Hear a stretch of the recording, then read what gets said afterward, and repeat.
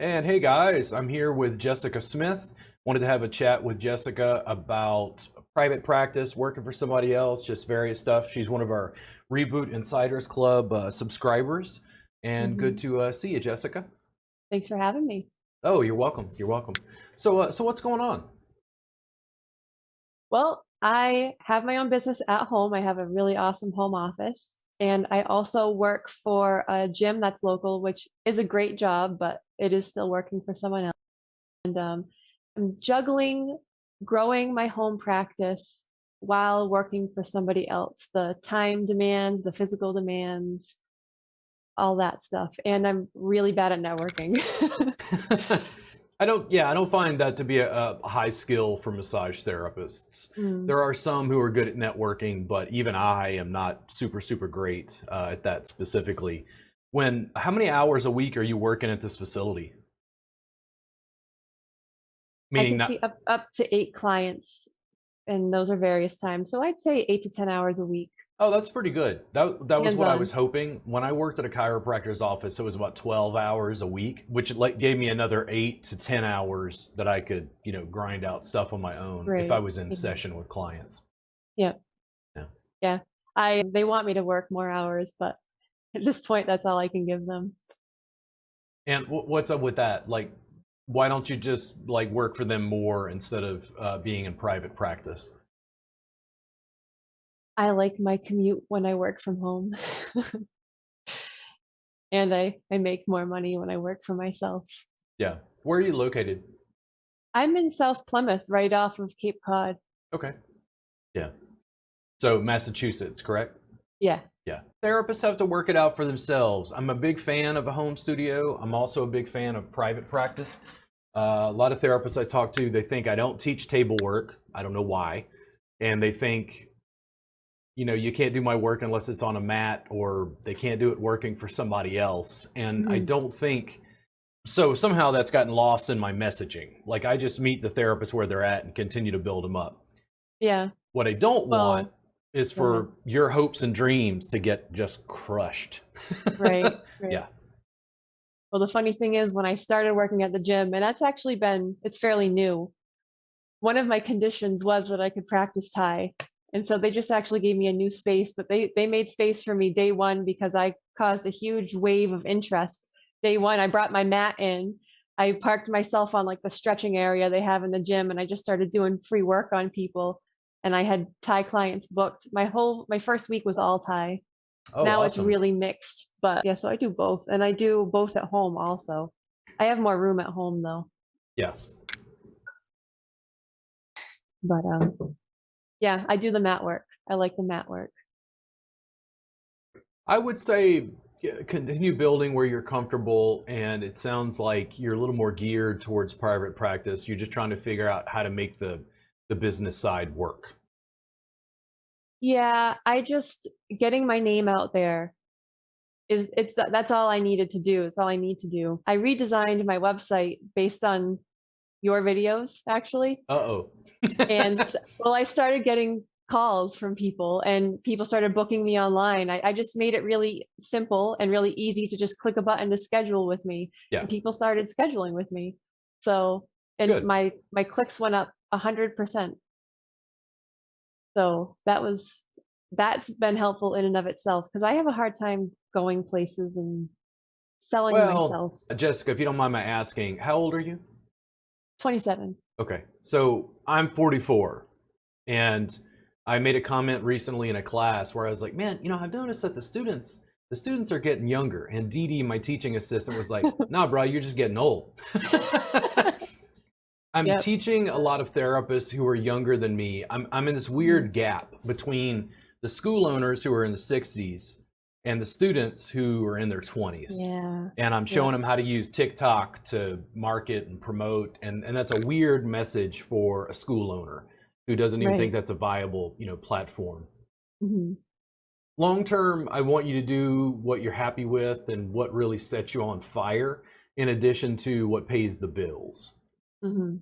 I think it's really good for a facility to have someone who does mat work, have mat work grow. You just have to juggle. And how long have you been working now? As a massage therapist, Yeah. 9 years. Oh, okay. Wow, quite a while. All right. Yeah. A little bit longer than I thought. I went to school at 17. I started at 17, so. Yeah. And then got your license when you were 18? Yep. Yep. There's lots of options. There's more options for private practice than ever before. And when you talk about you're not so good about like going out. COVID has been weird, of course, but you're not as good about like in-person networking.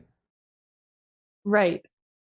And then how do you feel about social media? Because you did the website and the click button thing, apparently something I produced helped you to be able to get clients. But how are you about like video production? I've been playing with it. I have someone who's a videographer who wants to trade with me, so that's going to be another really good step. But I have a tripod. I've set it up. I've taken some videos. So I'm learning. Yeah. But I'm a perfectionist. And yeah, I know. We have an hour. We got to get rid of that. So what is the know. perfectionist thing? I just want everything I put out to be not criticizable, which is not realistic. Nope. I know. Nope. Okay. Do you have any idea what I get called by colleagues online? Oh yeah, I've watched a lot of your videos, so I hear a lot about it. Oh yeah. So, and I've been accused of like polarizing, sometimes consciously, sometimes not so much. I don't really think you can do anything that's successful without somebody saying they don't like it. And right, yeah, young, attractive woman in the industry makes video, gets a ton of clients. I automatically feel the stink from Cape Cod coming over because other therapists get envious or weird, and a lot of it just comes due to their own insecurity. They don't like seeing you. They're like crabs in a bucket. They're like, they don't like seeing you excel, escape, do your own thing. That's antagonizing to them, especially if they're just sitting on a couch complaining. Does it make sense? Yeah, I'm not too worried about other massage therapists. I'm friends with a lot of them. And actually there's a lot of Thai practitioners on the Cape that I know, or a few of them that I know. And I'm not worried about that so much. I don't really know what it is. I don't know. I'm worried about putting myself out there. So they don't like me because there's gray in my beard. They don't like me because I'm not freshly shaven. They don't like me because I got moles on my face, or, you know, like there's a million things people will pick up from a video that's very different than your body work. Yeah. Just like you set up the website and you had the capacity, it sounds like you have online scheduling so they could press a button and book an appointment. Yep. And money magically came in. Started to. Yep. And here's the deal. That positive feedback loop. I deal with this with students all the time because I'm real heavy on video production, because if we're doing Thai, we do stuff that's clothed. Right. You got to make video. Hold on 1 second. Yeah. Babe, I'm recording.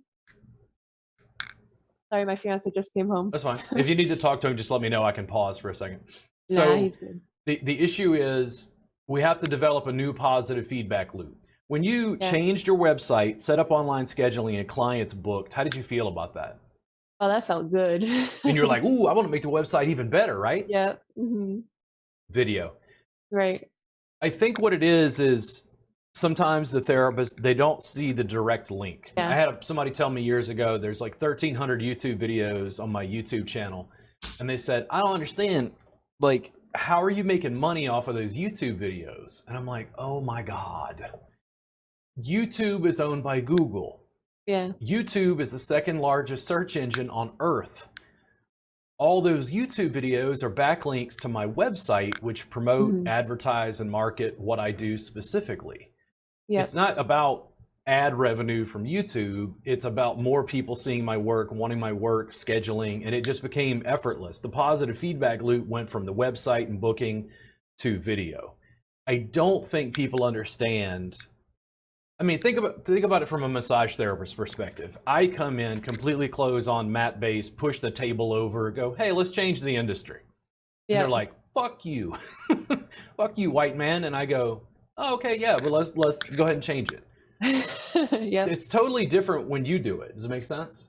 Yeah. Like, you are always going to be you. Flaws, foibles. I make video and I misspeak, or like, man, what was that muscle? I can't remember it.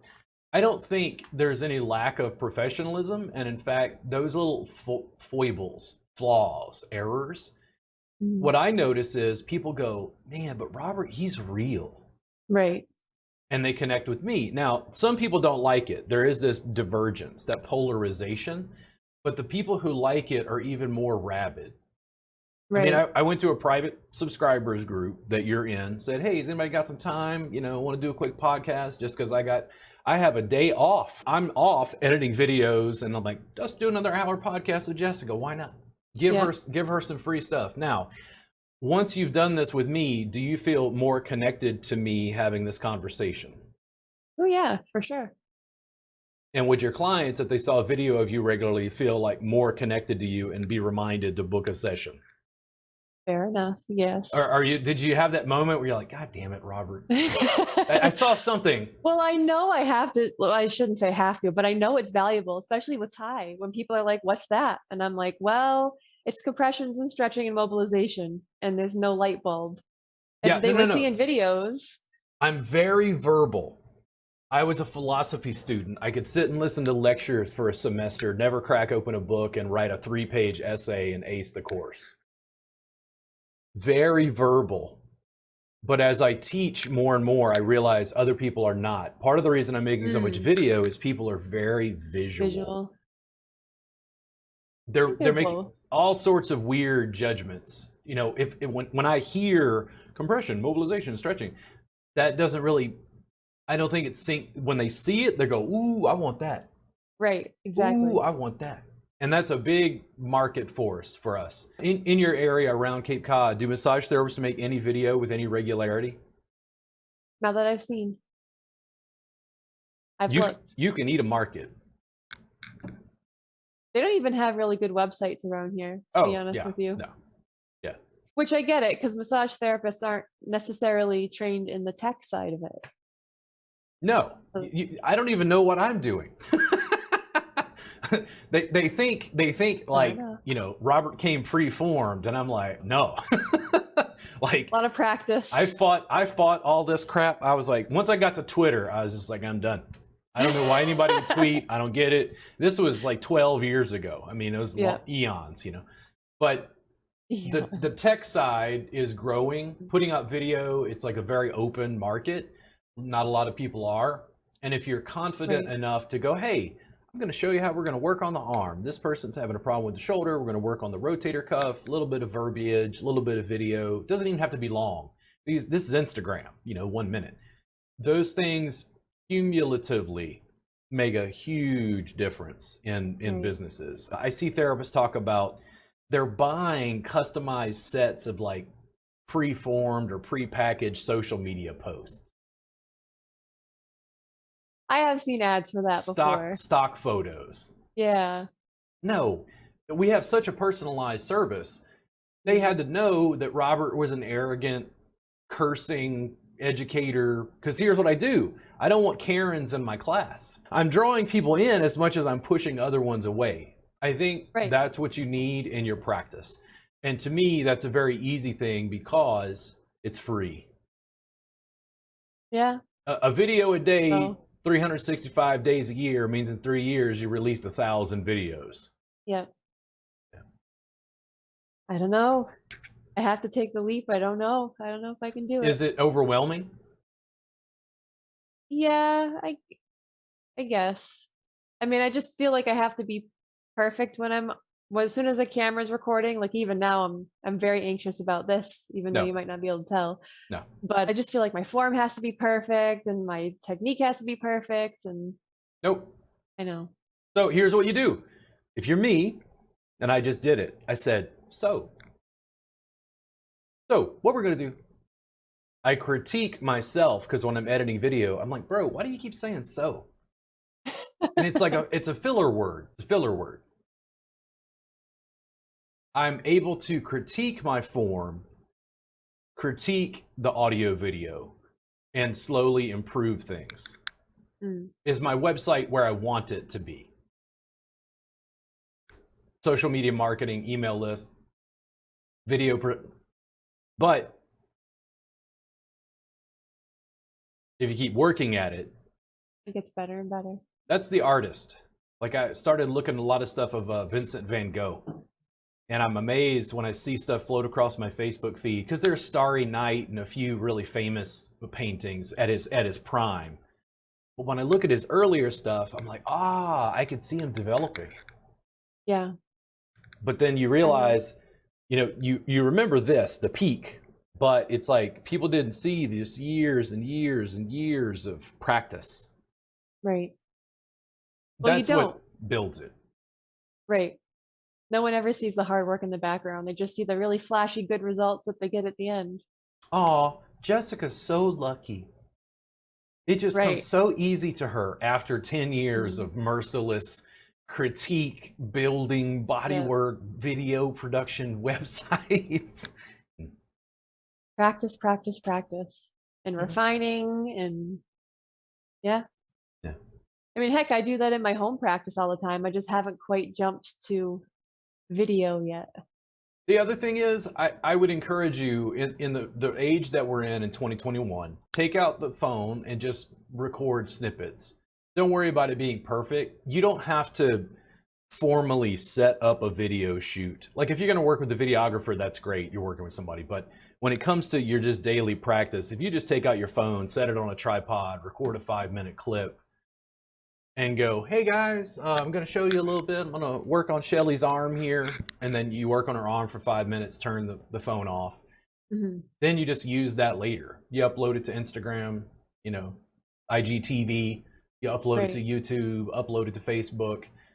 Those things, if you do it regularly, just document what you're already doing. Don't worry about making the best art.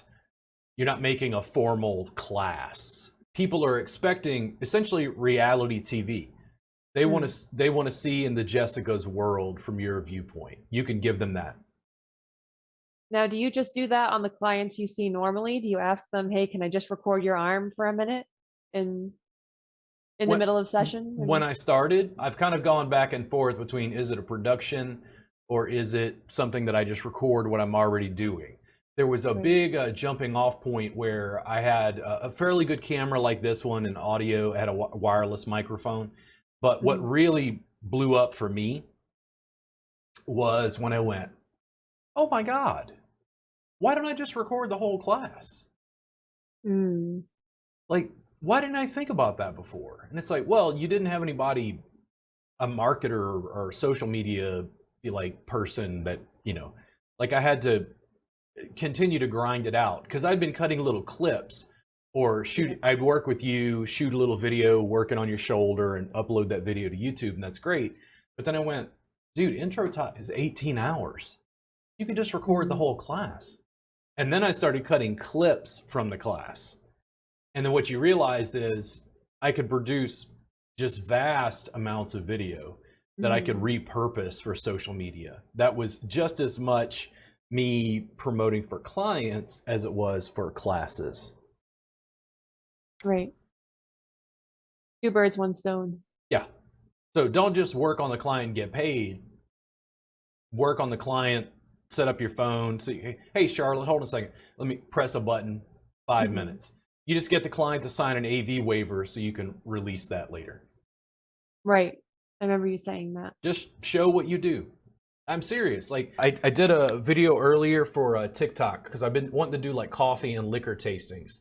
But TikTok, the platform, it works better like through my phone. So I'm like, well, I didn't look as nice as I do right now. My hair wasn't as like nice or whatever. I just woke up. I probably got crust in my eye. You need to. Sorry. Oh, you're fine. I just did like a quick coffee review. I'm like, why not?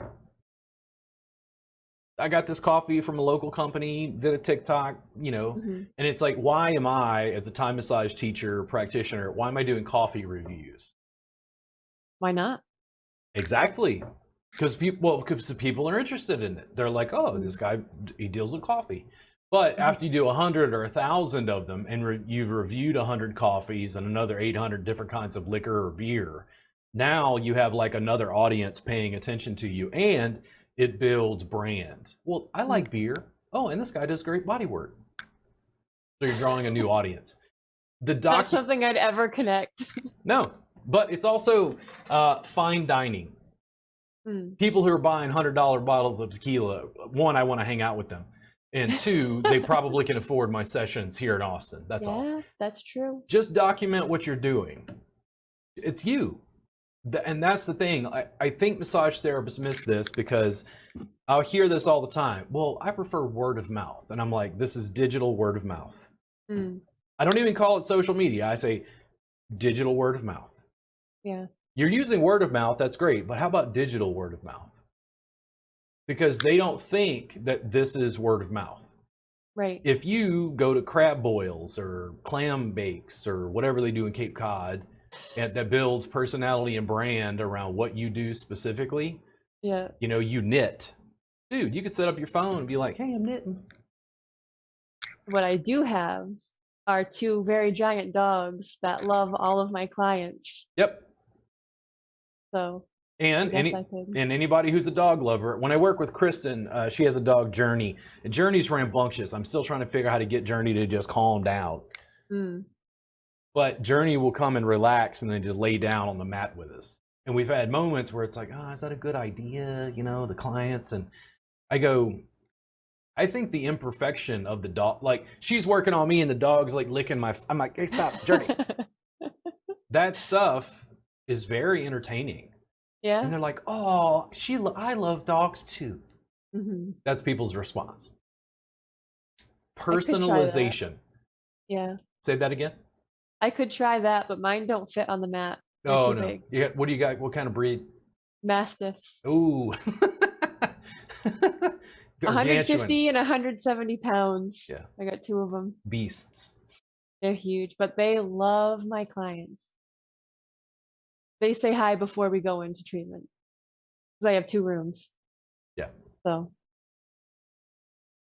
We have a very personal service. Social media is digital word of mouth, and it allows you to connect with your unique clients. That's fair because I want to find my people. And then you don't have to worry about the rest. Yeah. Once you find them. So what questions do you have about like practice building? Because I'll go on and on about video and its importance. Well, I'm good at retaining clients. Rebooking. Yeah. Most of my clients, if not all of them, end up rebooking. But getting them in the door is one thing. I was actually thinking specifically, there's a fire station right down the street from my house. And I actually really like working on first responders. They're one of my ideal clients, especially because I can be so flexible with my hours here and they need that. And I don't know, do you think it's a good idea for me to show up there, well, call them and then show up with my mat and give some free work to the firefighters? I think I'm 95% there with you. The other 5% is I want you to put your phone on the tripod and record while I'm there. Go give them work and take Carl. Carl's a firefighter. I want you to work on Carl, work on his low back, whatever it is firefighters are having problems with. Thank them for their service. And go, Carl, while I work on your low back, why did you become a firefighter? From an entertainment standpoint, I'm like, oh man, like, wow, I really liked Carl. I really like Jessica. Wow, she's helping firefighters. I want to support her practice. Fair enough. The story, the humanity, a personal service. And that's the thing, like we have, as massage therapists, people come to us and get naked, typically. It's deeply intimate, but therapists are almost running away from this because it's like, well, I don't want people to see me, and I'm like, man, we have a very intimate job. And I want you to not just work on Carl. This is me, I'd be totally happy giving away 30-minute sessions to 10 of them and just show up and work on them. You form an alliance, camaraderie. Yeah. Friends. Well, I was thinking of giving them free 30 minutes and having them come here, but I almost think it's better to show up there because they're more likely to actually get the work. And when they see me from across the way, they're like, oh, I will actually try that. Oh, Listen, instead of having them come here. they're firemen. My guess is, one, you can book them for a longer session when they're off. Yeah. And then two, they go, man, can you come in twice a month to the firehouse and do this? Just give us 30-minute sessions. And you go, again. That'd be nice. But they don't know it's possible. And most people, if they're anything like consumers anywhere else in the US, they're not thinking mat-based clothes on. Right. That massage you're doing in 30 minutes is not putting them to sleep. You're helping Carl work on his low back, and when that alarm goes off, he can just jump up and run and get suited and get the hell out because he's got to go to a fire. Yeah. It's almost perfect for that. Well, I guess that answers my question. You're 95% there. You just need a little encouragement. But adding this on top, gold. Absolute gold. Yeah. If anybody agrees to it, which would be nice. Yeah. And some won't, and that's fine. You can have an AV waiver. It's a simple one-form contract. You can pick up one off of Google. All it is just allows you to put their social media stuff out or whatever. It's real simple. It's just to protect yourself. If you have video, you can even repurpose it. You know, like imagine they did call you in and you started working on Carl, and you just worked on Carl twice a month for these little 30-minute sessions. But then you took some editing software and like stitched it together. And you showed Carl from the beginning where he's got pain to the end where he's like, man, I'm so much faster, more mobile. Storytelling. Yeah. Now, what do you use to edit your videos? I have some free software. Oh, it's fine. I have some free software called Shotcut.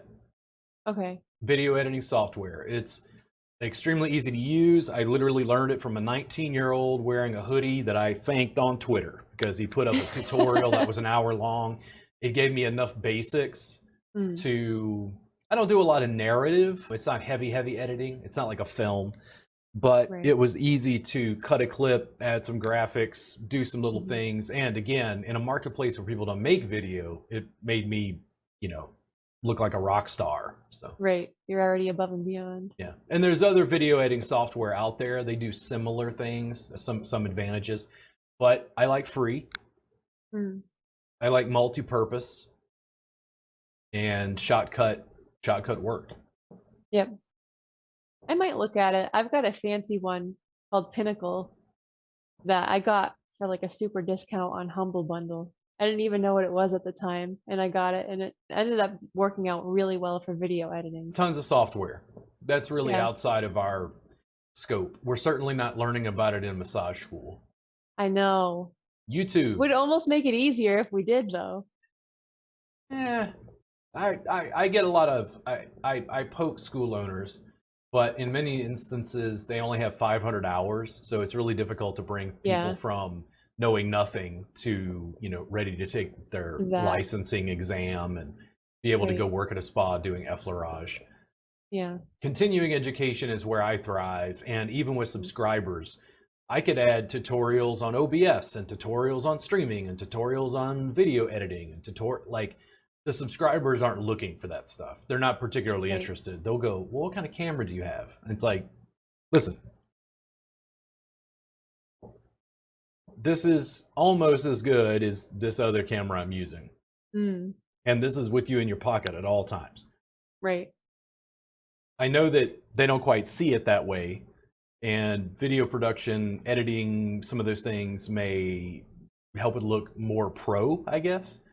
But at the same time, reality TV is what everything has become. And I just keep, hey guys, we're doing a quick coffee review. This is the Ethiopian Sidama Natural. Oh man, it tastes like raisinette. Thank you to the farmers in Ethiopia who raise these beans. Thank you. You're making my life in America tolerable. And then you have a few more followers. Yeah, it's fan building. It's like some of it is, I don't know. I mean, if you think about like education, like dry educational tutorials to me suck. Educational tutorials where, okay, he's giving some anatomy, but then he's got a sense of humor and he laughs. Yep. Much more personal. I'm a big fan of that. The video editing software, just do some Google searches, figure out what you want to use. I use Shotcut. It's very easy to just clip some cuts. And then let's say you worked on Carl for 30 minutes. you could easily just go cut 5-minute Instagram videos out of that. Make sense? Yep.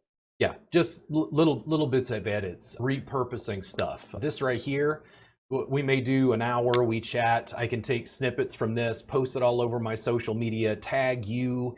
And just from the standpoint of me talking with a student, people look at me and my practice and my brand differently when the brand becomes feminized. When they realize that I'm helping women and supporting their businesses, going towards being bad bitches and entrepreneurs, boss babes, doing the things that they really want to do. That's that strategic alliance, which includes you doing video with Carl. I hope I meet a Carl now. Are you a firefighter named Carl in Cape Cod? I need bodywork therapy. Yeah. Yeah, I just have to put myself out there and actually do it. Which is it's the not hard part of what we're trained in school. right. Sorry. The promotion side. That in-person networking, of course, during COVID, like dropped off immensely. I'm not as good with in-person promotion. If you give me the floor, I can do a demo easy. But I don't go to a business luncheon and, hey, I'm Robert Gardner, and shake hands. Like I'm wearing a Skeletor shirt. Yeah. You're you. Yeah. And some people, well, I don't like that. He's not wearing shoes. And I'm like, I use my feet to work on people. Make sense? Yeah, kind of flips the narrative a bit. But making video, showing people what you do, continuing to expand, there's a lot of options. What I love about it is you get paid to be you. Makes it easier. You don't have to put on a facade every time you go out. Yeah, my ex-wife taught me this well. I'm lazy. She was lazy. It was too much work to lie. It was too much work to put on a front. It was much easier to go, hey, I'm Robert Gardner. I'm a arrogant, mansplaining, asshat, tequila drinking, massage therapist in Austin, Texas. I work on people in chronic pain, have a shot of tequila. That's the spirit. No, it's like not everybody would. They're like, he said he was a mansplaining. I don't understand. Like some people would get like irritated by that, but it's poking fun. Most of the people I know who become famous, they become famous because of something about their personality. Right. They want, Whoopi Goldberg. She's got opinions. Well, I don't like, I don't like Whoopi. And it's like, I don't care what you don't like about Whoopi. Whoopi's in the color purple. Yeah. Like, I love Whoopi Goldberg.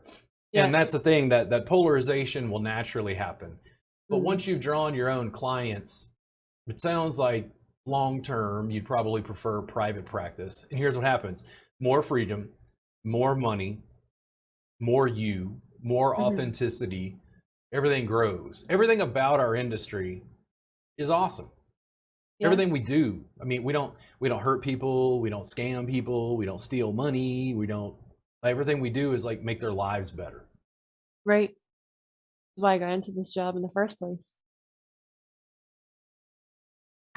And we want to take that and put that on steroids and make it expand. Care Bear stare. Expand it out. Communicate it to everybody. I mean, I went to massage school in 2002. I got a B in anatomy. I always tell people that. The YouTube didn't start, I think, until 2006. YouTube didn't even exist when I went to massage school. There was no social media at that time. Right. Yeah, it's like the landscape has changed so drastically in the last 20 years that it's hard for me to understand the mental shifts that had to change between a 60-year-old school owner and a 19-year-old who's on TikTok on their lunch break. I know I have a lot more to add, but now that I'm on the spot here, I'm just drawing blanks. Oh, you're fine. Listen, I make a show of it. I go, what was the name of that muscle? Ah, damn it, I don't remember that at all. It doesn't bother me. Like, I'll take the video after the fact and go look it up and like stick it on the screen. I'm like, It was flexor pollicis longus, you professional. Like it's all fun. I sure hope no one expects us to remember every little muscle because, oh my God, there's so many of them. Yeah.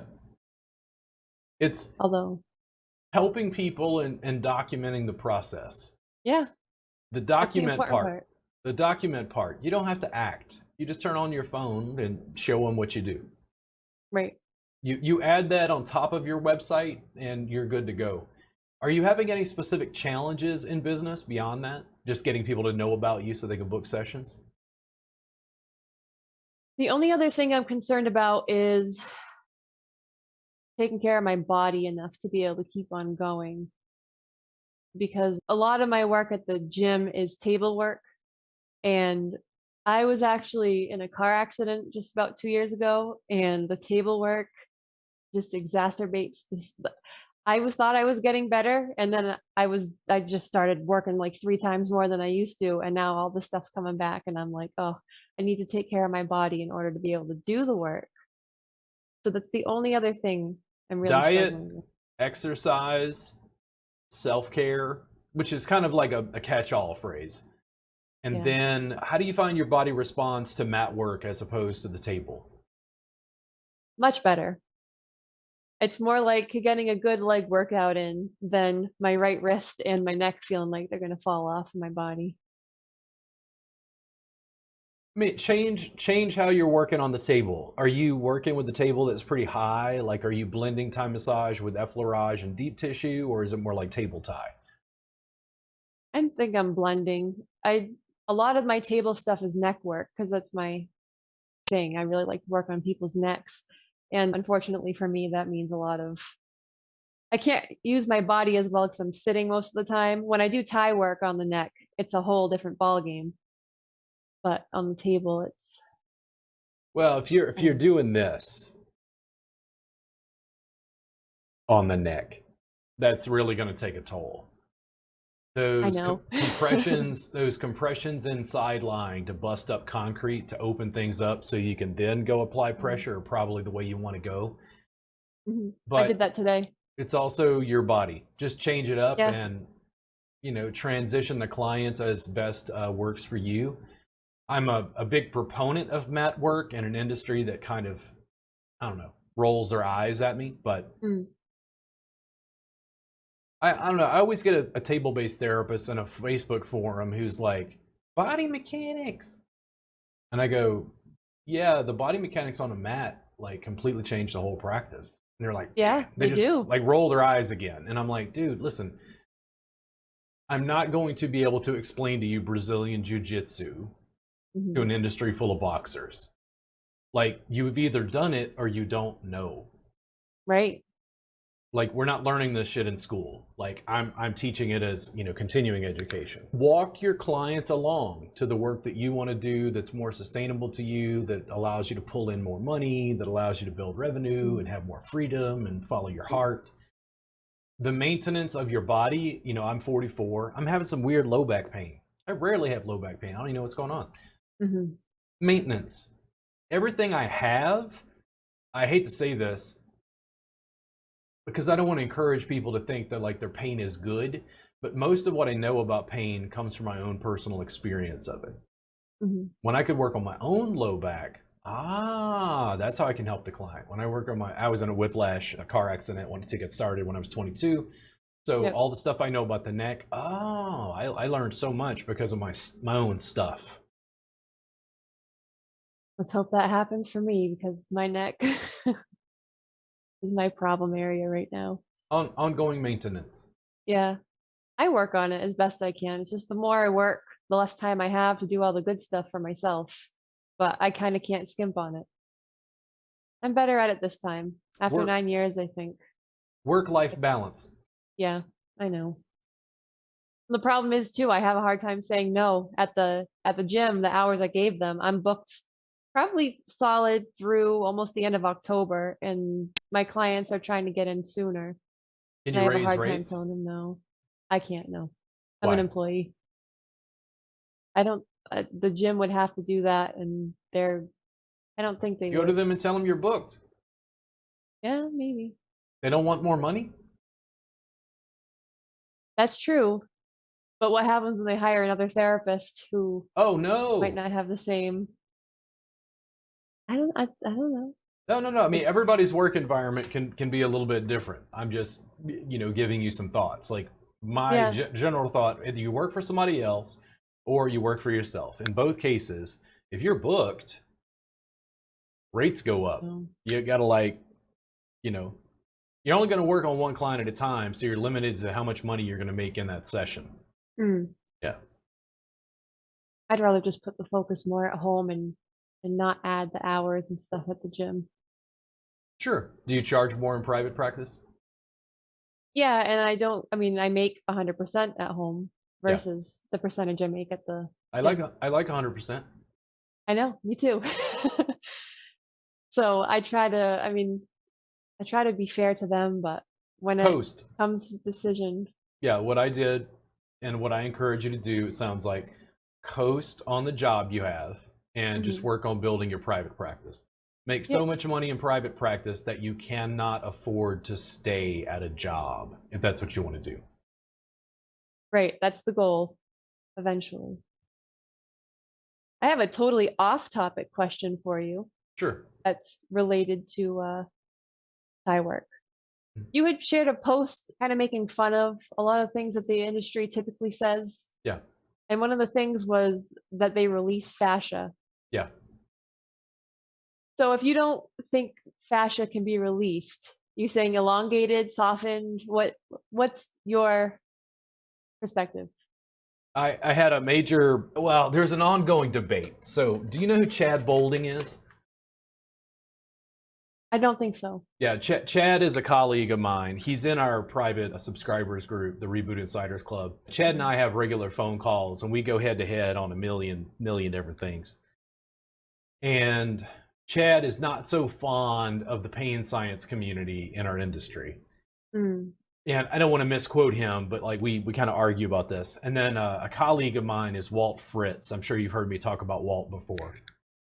I've heard you mention it. And Walt is, I mean, he's dead center in the pain science community. I even posted a little meme he made. It was kind of like the Bernie meme, but he was talking about fascia. Did you see where I shared that? Yes, that's the one I'm talking about. Yeah. Because I shared that because it's like, I like when Walt, I like when he uses social media. And I'm encouraging my colleague who's pain science oriented because I get along with Walt. And part of the reason I got along with Walt is because Walt didn't look down on me. Walt didn't for 2 seconds look at me like, well, you could never understand what I'm doing because I'm a physical therapist. He just went, Robert, listen, the pain science, it doesn't change anything about what we do at all. It's not going to change your body work. You're already doing great body work. It's going to change the interpretation of why it works to begin with. And I was like, oh, yeah, no, I'm totally cool with that. In Thai massage circles, that is not a popular opinion. They're like, well, it's got to be traditional. And I'm like, medical traditions that go back 2,000 years don't include antibiotics, bro. Like, surgeries, like, I'm not real cool with that. So if I talk about fascia, you're talking about that specific post from Walt? Yeah, something like making fun of people saying that fascia releases. And I didn't know if you just thought that was... So one, I don't go out and like trash colleagues or like make fun of them in my world. Here's what I understand. I was kind of like, for years, I worked on send lines and that worked so far, got me so far. And then it was like trigger points, and then it was like, here was another layer. And then when I looked at it between send lines and trigger points, I went, this is the same thing. They're speaking two different languages, but this is the same thing. There's only one body, one people, one anatomy, physiology, nervous system. And then it was like digging for more, and that's where I stumbled into Walt. I'm a big fan of science, and I'm a big fan of asking better questions about what we do and why. I do think that manual therapy and the work we do does have an effect on clients' tissues and on their bodies, but the reason that happens is because we provide a stimulus and their nervous system has a response. So anything that happens to tissue or their bicep or their fascia, those changes happen because of their nervous system. The nervous system is primary. Chad and I will sit down and argue about it. He was texting me earlier. He's like, chiropractors adjust the joint. It's not just skin. And I'm like, oh. But that gaseous exchange is just like the joint, you know, cavitating. And then people in the pain science community will start to argue that it's potentially dangerous because it's such a high velocity, you know, impact. And he's like, yes, but it happens inside the body. You're affecting. And I'm like, Chad, when you interface with skin, you're affecting cutaneous and subcutaneous nerves that go back to their nerves, spinal cord, and brain. They don't get any deeper than that physically. And he's having this like little bit of a battle with me, and I can't describe it well enough scientifically. I can't quote research studies to kind of, like, Chad and I are still having that little battle, you know, back and forth. It's more the interpretation of why it works than changing the body work itself. So you're saying instead of physiologically changing the fascia, we're affecting the nervous system, and that is causing the change in the fascia and the muscle tissue. Yep. But in our community, here's the thing that's happening.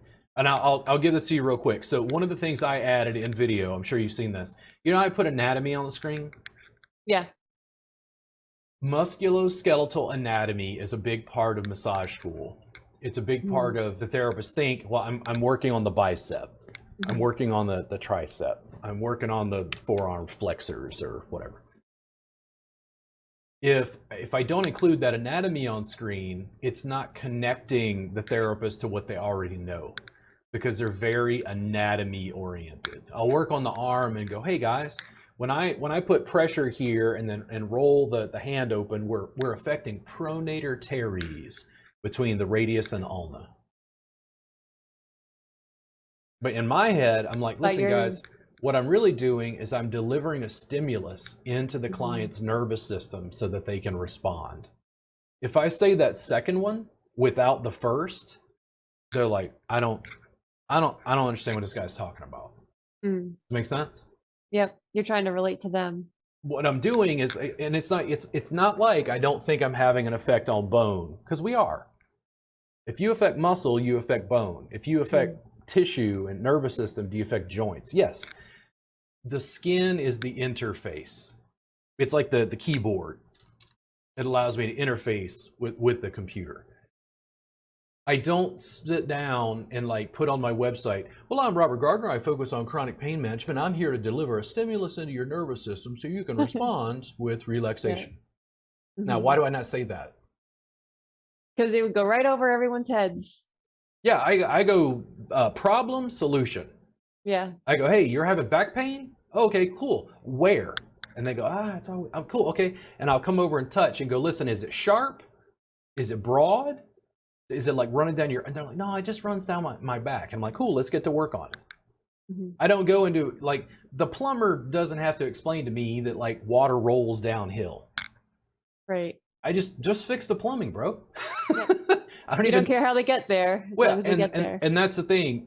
If the clients start asking, like, I don't understand, why is this so effective? I had a young guy, he had just finished massage school. He got a session with me and he said, why do you think your work is so effective for chronic pain?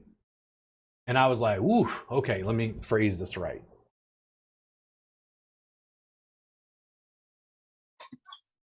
I think the reason is when you put oil over skin, you're sliding over stuff.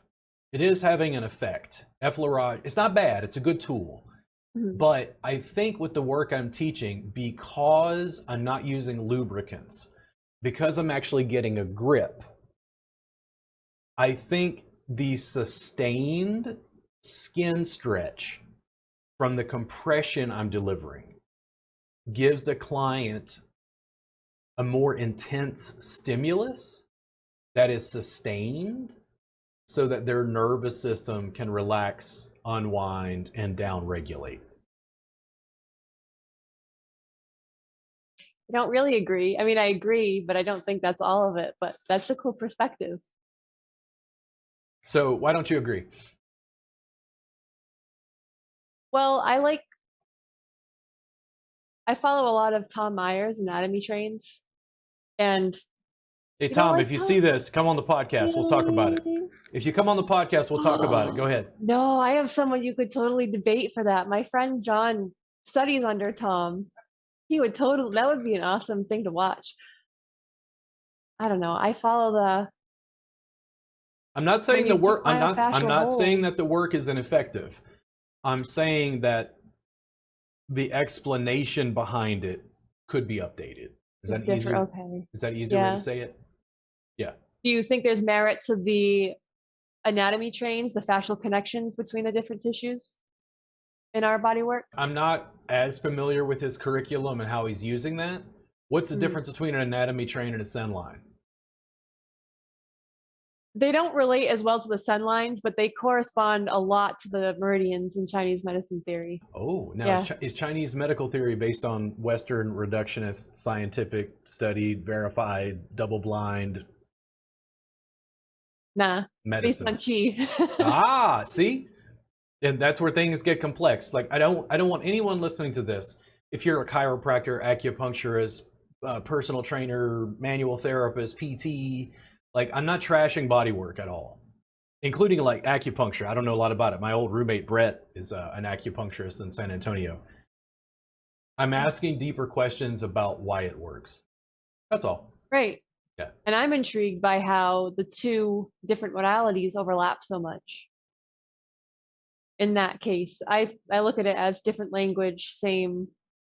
Yep. And science allows us to refine the language.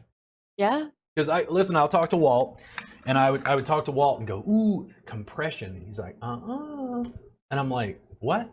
I'm like, Walt, compression. And he's like, He's like, it stretches skin.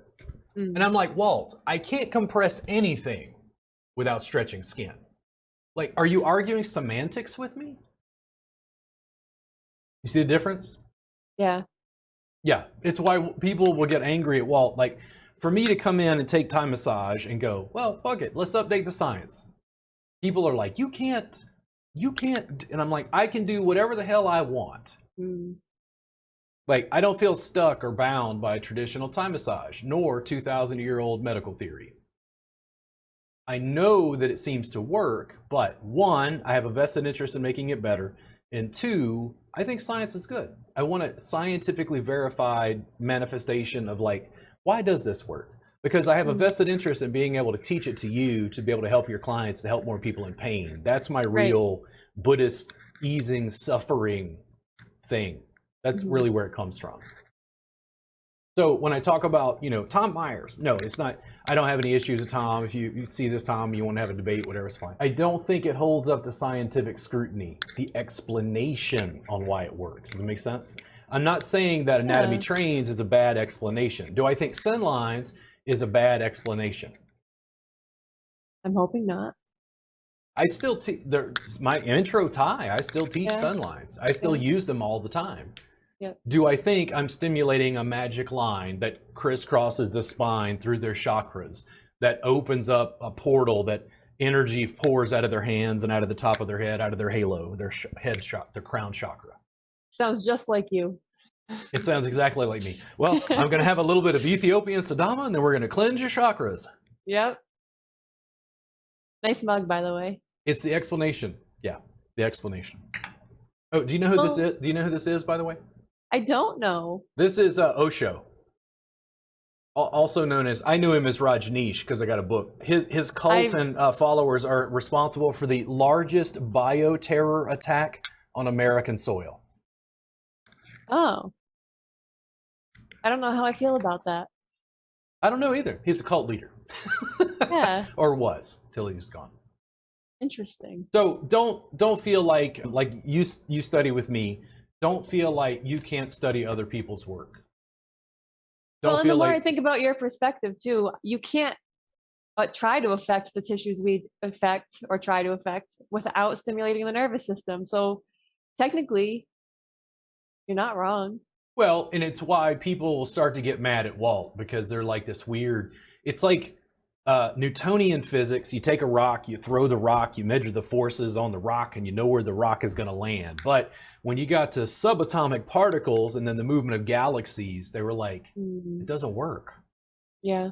And then they had to like come up with quantum mechanics and all this other stuff. And it's like, oh. Yeah, like I'm not saying that massage and body work doesn't do what it does.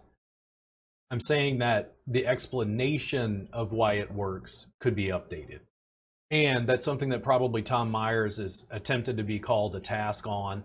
To me, I'm one of the most brutal. Man, I'm willing to have people on my podcast that just call me names. And I'll just sit there calmly and go, listen, I was a philosophy student. You can attack me and ad hominem all day. I mean, I'll call out your logical fallacies. I saw you just make a straw man and red herring. I can do that. But I choose to actually have the debate, not because I have anything wrong with the person who has a differing opinion, because I have a vested interest in being able to take students further along. It's not about me personally. It's about, essentially, it's about our clients. Right. If we have at the end of the day, a scientifically backed understanding of like what we're doing, I think we can help more people, we can expand it, and we can do it in a much larger, robust way, which means we ease suffering on a much greater scale. That's all. Right. Yeah. No, I'm with you on that. Yeah. But if I do this, and in the future, I may supplement. If I start putting, well, we're interacting with certain cutaneous and subcutaneous nerves through the arm, that might be a better explanation, but I have to kind of walk the students towards that. Does it make sense? Yep. I'm going to find and try to send to you. There was a video that one of my teachers sent me, and I wonder if it's even considered current still, but it talked about the science behind pain, and it was basically, it's all in your head.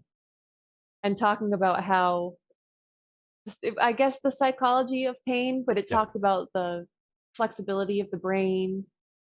I'll have to find it and show you, because I'm not going to explain the whole thing on this, but well, there's an opiate epidemic in our country, and I can tell you right now. So you were in a car accident. Have you ever had like a fairly big trauma and then been given some sort of opiate to ease the pain? Yes. And then what was your experience of that? For me, it didn't do anything, and I just stopped taking them. Okay. Because I've had pretty robust pain and then was given some opiates. Sometimes I knew what it was, sometimes I didn't. After my car accident, they gave me some opiate, but it wasn't quite enough. And I remember my mother, I was 22 years old, she had come to the hospital, and she told the nurse, hey, he's still in pain. And the nurse had me turn and like give me a shot right in my keister. And I was just like, That could have begun the beginnings of a heavy opiate addiction if I had chosen to go that route. Right. And here was the deal. I still hurt. Like if you'd asked me, oh yeah, it still hurts. But I would just continue on with the conversation because in my brain, it's blocking those pain receptors.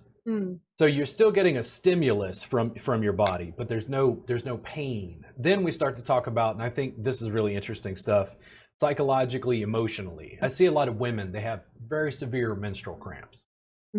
Like they're going to a 6 or a 7 on a pain scale like each month, right?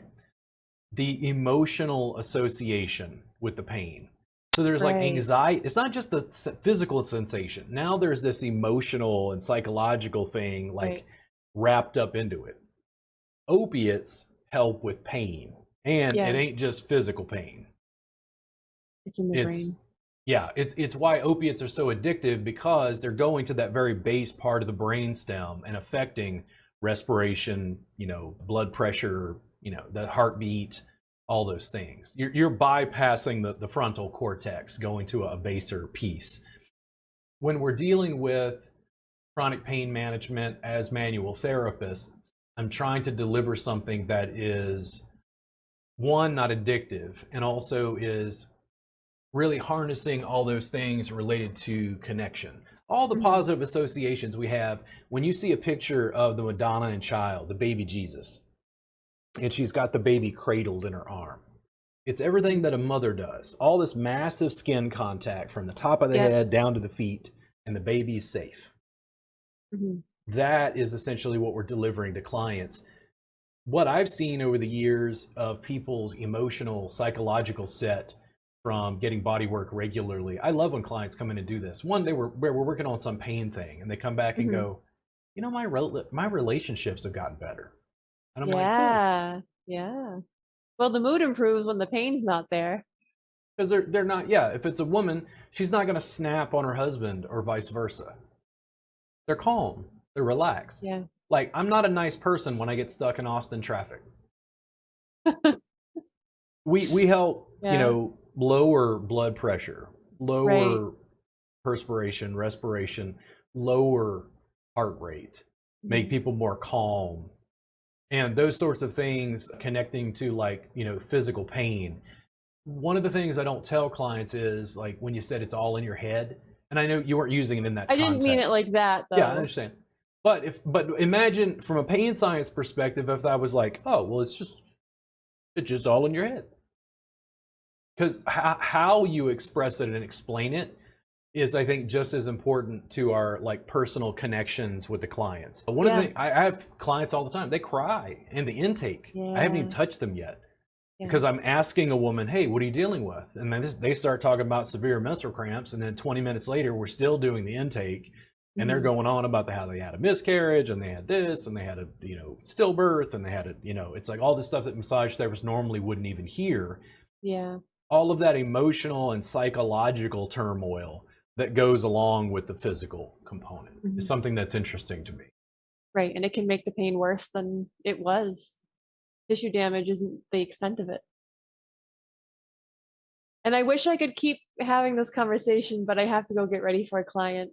Oh no. Cool. 2-hour Thai client. No, no worries. So listen, thank you so much for having a chat with me. I'll go ahead and put this up on YouTube. It's okay if I cut clips or anything? Yeah, that's fine. Cool. If you need anything from me, just let me know, and thank you so much. Give me just 2 seconds, and you can head out, but I'm going to go ahead and close off the podcast here. Okie dokie. Thank you again. You have a great day. Thanks, you too. Hey guys, thank you so much for tuning in to the Robert Gardner Wellness Podcast. I will see you very soon.